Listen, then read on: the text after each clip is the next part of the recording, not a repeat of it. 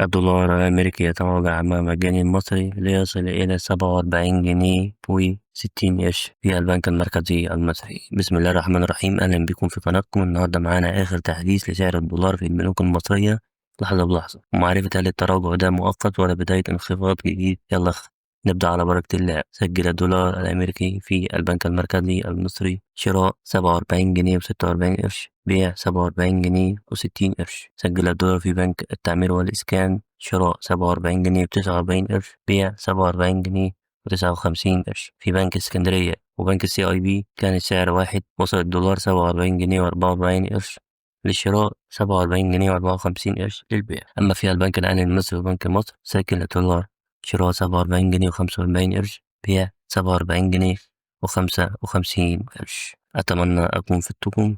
ما تنسوش الدعم باللايك والاشتراك في القناة عشان يوصل لكم كل جديد عن أسعار الدولار لحظة بلحظة. ألقاكم في أمان الله، سلام.